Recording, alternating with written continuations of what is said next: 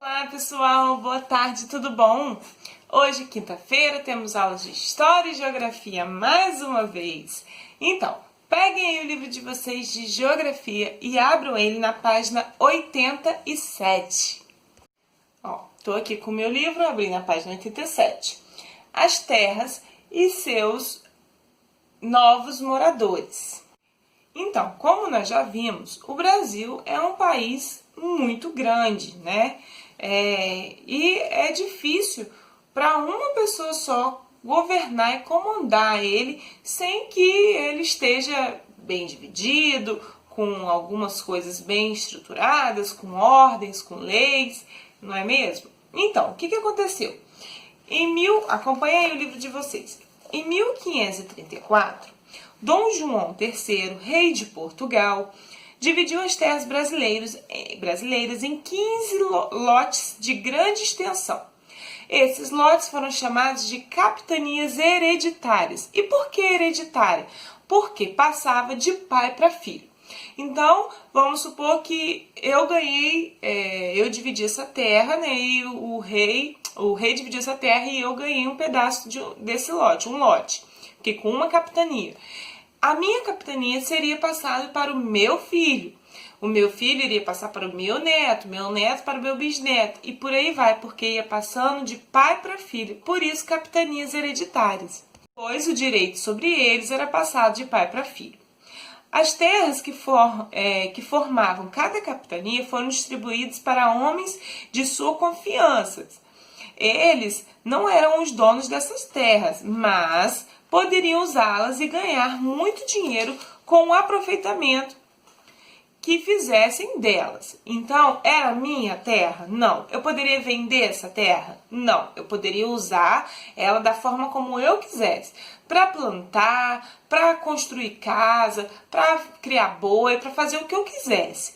Mas o comando seria meu e o comando seria passado para o meu filho. Mas eu não poderia vender elas porque as terras não eram minhas, eram do governo, tá bom? Então, vamos lá. Eles deveriam iniciar sua exploração e seu povoamento, tá? Então, se me dessem a terra, eu que tinha que ir lá, explorar, povoar, fazer o que eu quisesse lá. Tinha que partir de mim. Esses donatários eram os donos da proprietária. Como eram chamados, também distribuíam parte dessas terras em razão da sua grande extensão.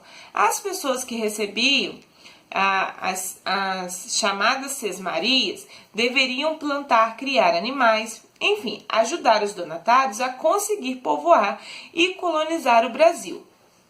Então o rei colocava essa terra em mim para eu cuidar, né, para eu povoar, para eu comandar.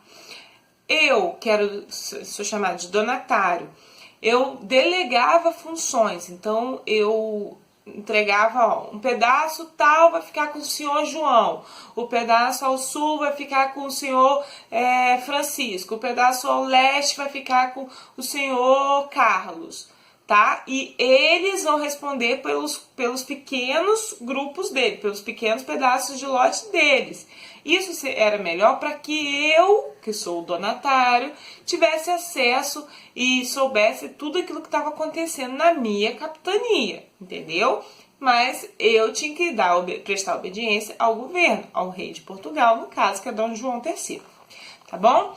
Continuando. Nessa experiência, só 2 capitanias prosperaram, que foi São Vicente e Pernambuco. Isso ocorreu por causa do plantio da cana de açúcar e da instalação de engenhos nessas capitanias. Então, nesse processo todo, tiveram alguns conflitos, as pessoas que moravam não estavam muito satisfeitas, e aí as capitanias foram se desfazendo. Só que 2 dessas capitanias prosperaram, ou seja, foram à frente. Foi a São Vicente e a Pernambuco. Justamente porque tiveram êxito em cultivar a cana-de-açúcar e automaticamente tiveram bons engenhos, né? Que foi aquilo que a gente já falou na aula passada.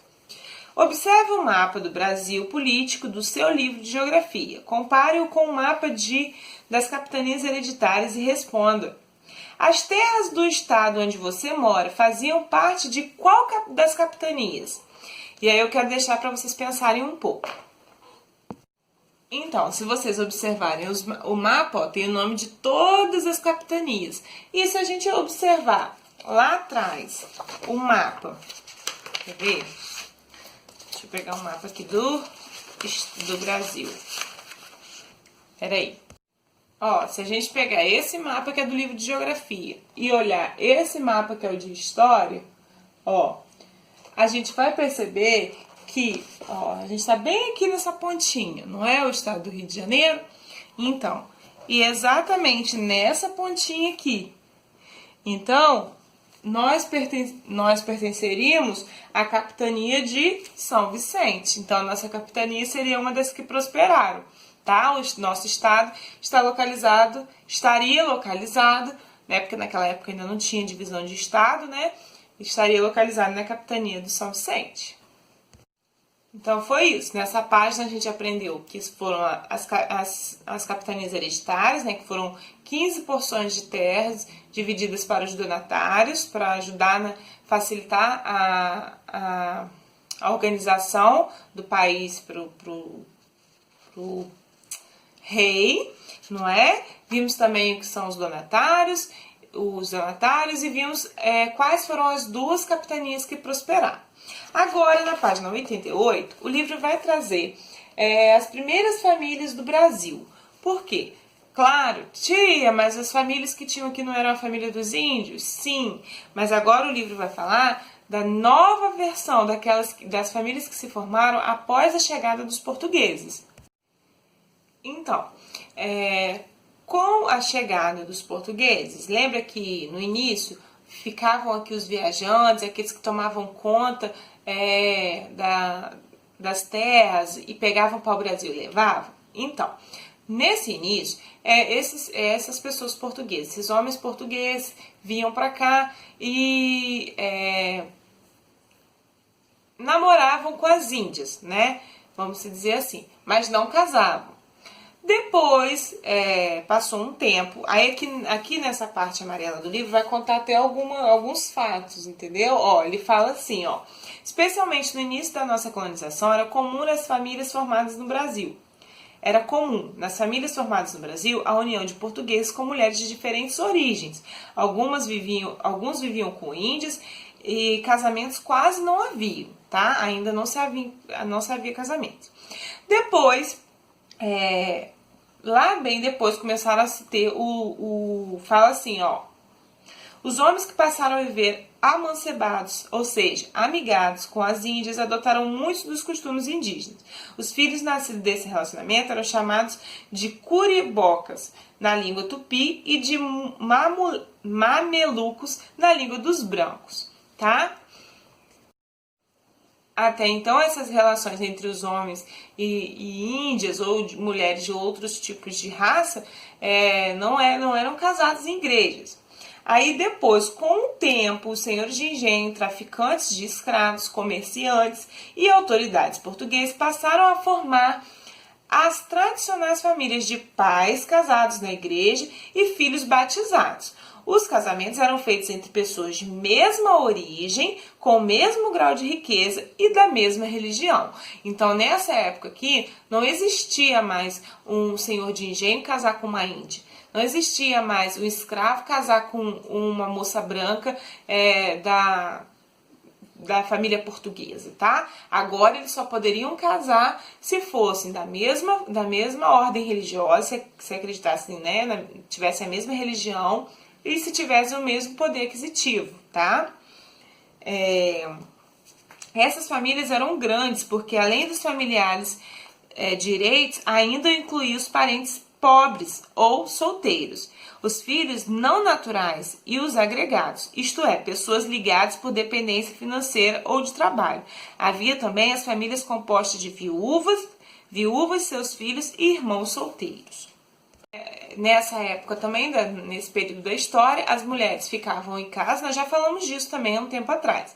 As mulheres ficavam somente em casa, cuidando das crianças, bordando, e as escravas fazendo as atividades domésticas e não participavam de reuniões políticas, de decisões importantes do governo, de nada disso.